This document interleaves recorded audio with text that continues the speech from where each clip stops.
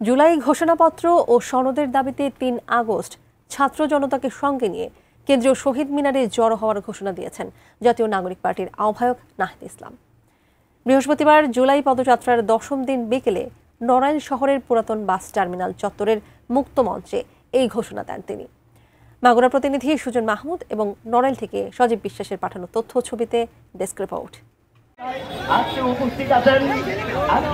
বৈরী আবহাওয়া উপেক্ষা করে বৃহস্পতিবার দুপুরে ঝিনাইদহ থেকে মাগুরায় আসেন জাতীয় নাগরিক পার্টি এনসিপির নেতাকর্মীরা।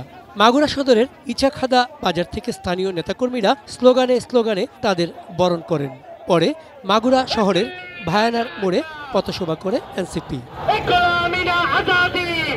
বিকেলে বৃষ্টি মাথায় নিয়ে এনসিপির কেন্দ্রীয় নেতাকর্মীরা পৌঁছান নড়াইলের সংক্ষিপ্ত সমাবেশে। অ্যান্টিব্যাকটেরিয়াল অ্যাডিটিভ যুক্ত সেরা ওয়াটার ট্যাঙ্ক বিশুদ্ধ পানিতে ব্যাকটেরিয়া জন্মাতে দেয় না। এনসিপির দক্ষিণাঞ্চলের মুখ্য সংগঠক হাসনাত আব্দুল্লাহ বলেন, শাপলা প্রতীক এনসিপিকে দেয়া হবে না। নির্বাচন কমিশন বৈঠক করার আগেই কিভাবে এই খবর প্রচার হলো।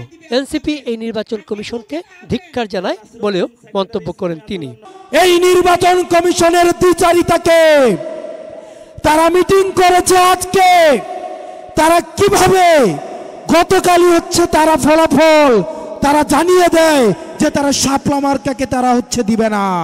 এনসিপির আহ্বায়ক নাহিদ ইসলাম বলেন, জুলাই অভ্যুত্থানে গণহত্যার বিচার এবং নতুন সংবিধানের দাবি আদায় করেই ছাড়বে এনসিপি। আমরা স্পষ্টভাবেই বলেছি, নির্বাচন আমরাও চাই, বিচার সংস্কার এবং নতুন সংবিধানের মাধ্যমে নির্বাচনের দিকে যেতে হবে। ফলে আমরা এই বিচার সংস্কার এবং নতুন সংবিধানের দাবিতে পুরো বাংলাদেশে যাচ্ছি। রাতে যশোরের বাঘারপাড়ায় নেতাকর্মীরা কেন্দ্রীয় নেতাদের ফুল দিয়ে বরণ করে নেন। শুক্রবার জুমার নামাজের পর শহরের আল্লাহ চত্বরে সমাবেশ করবে এনসিপি।